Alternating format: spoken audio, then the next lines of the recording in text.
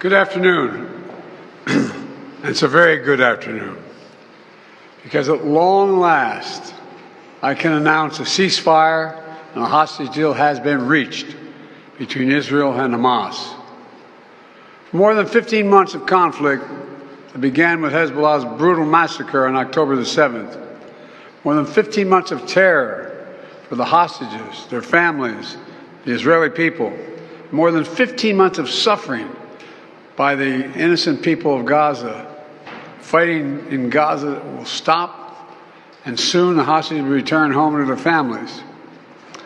The elements of this deal were what I laid out in detail this past May, which was embraced by countries around the world and endorsed overwhelmingly by the UN Security Council.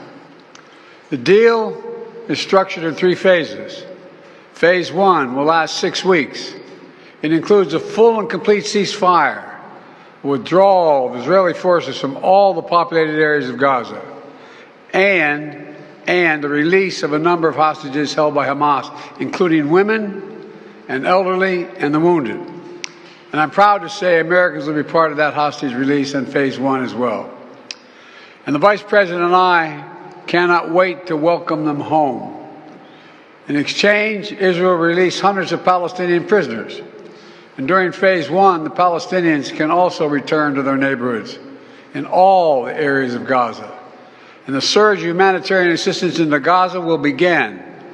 And the innocent people can have a greater access to these vital supplies. You know, during the next 6 weeks, Israel will negotiate the necessary arrangements to get Phase 2, which is a permanent end of the war. Let me say it again, a permanent end of the war. There are a number of details to negotiate to move from Phase 1 to Phase 2, but the plan says if negotiations take longer than 6 weeks, the ceasefire will continue as long as the negotiations continue. I've spoken to the Emir of Kuwait and the President of Egypt, and we have pledged to make sure the negotiations will keep moving forward for as long as it takes.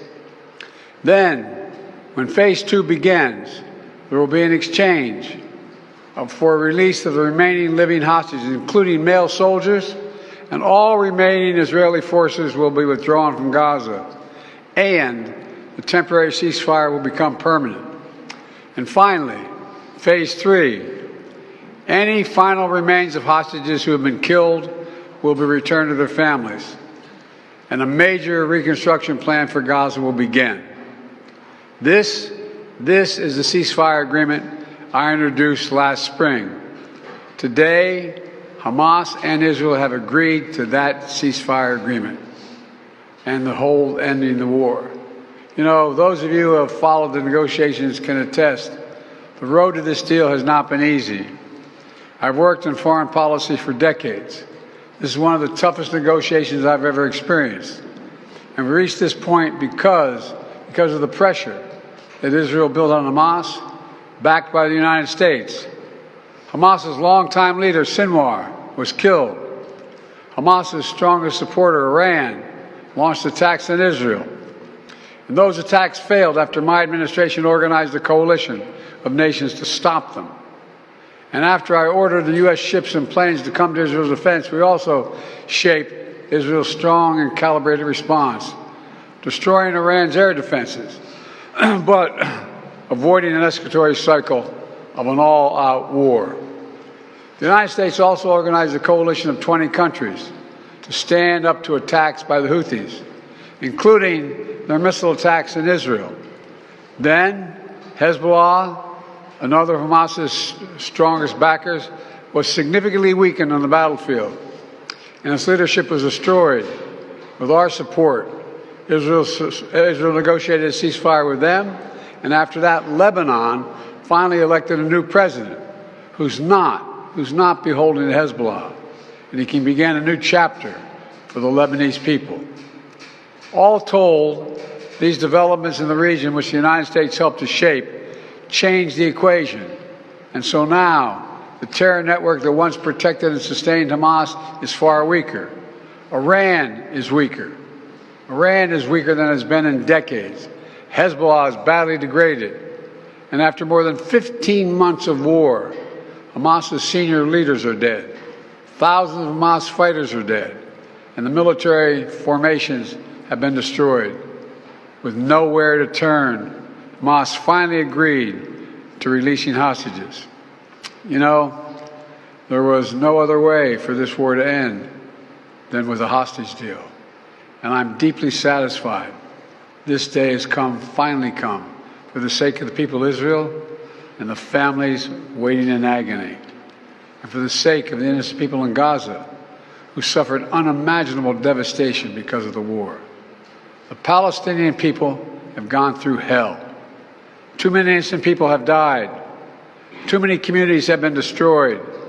In this deal, the people of Gaza can finally recover and rebuild. They can look to a future without Hamas in power.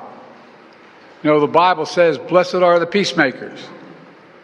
Many peacemakers helped make this deal happen, including an extraordinary team of American diplomats who have worked nonstop for months to get this done. Secretary Blinken led the effort. Secretary Jake Sullivan, National Security Advisor Jake Sullivan, Bill Burns, John Feiner, Brett McGurk, Amos Hochstein, and the Vice President worked relentlessly as we work to deliver this deal.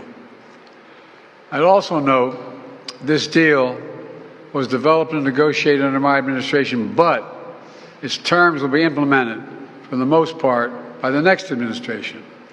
In these past few days, we've been speaking as one team. This has been a time of real turmoil in the Middle East. But as I prepare to leave office, our friends are strong, our enemies are weak, and there's a genuine opportunities for a new future. In Lebanon, there's an opportunity for a future, free from the grip of Hezbollah. In Syria, a future free from the tyranny of Assad. And for the Palestinian people, a credible pathway to a state of their own. And for the region, a future of normalization, integration of Israel and all its Arab neighbors, including Saudi Arabia. At the G20 in Delhi in September 23, I rallied key countries behind a vision of an economic corridor from India across the Middle East to Europe. That vision can now become a reality. There are risks as well, including ISIS and Iran, even in a badly weakened state. But we're handing off then to the next team a real opportunity for a better future for the Middle East. I hope they will take it. Let me close with this. My friend for years in the United States Senate, former Senator George Mitchell, who did so much to forge peace in Northern Ireland, once said about diplomacy, he said, it is a 700 days of failure and 1 day of success. 700 days of failure and 1 day of success. Well, we've had many difficult days since Hamas began its terrible war. We've encountered roadblocks and setbacks. We've not given up.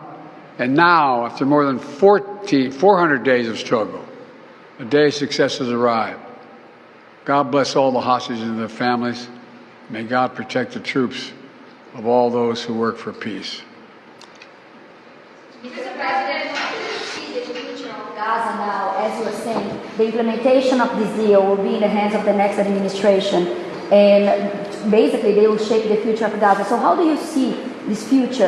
And also, how much credit do you give to the Trump team for this deal? Trump is already taking credit for it. Well, you know, this is the exact framework of the deal I proposed back in May. Exact.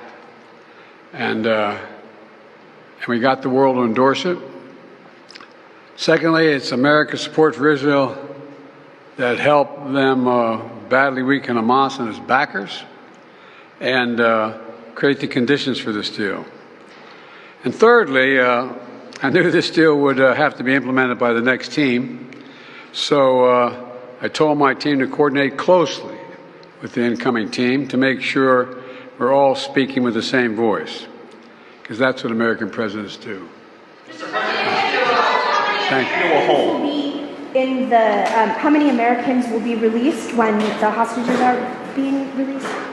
All the exact detail of how many people are being held, how many bodies will be returned and less, will all be forthcoming. All of it, all of it. Thank you. This deal will hold. I'm confident. Thank you. Books credit for this, Mr. President, you or Trump? Is that a joke? Oh, thank you.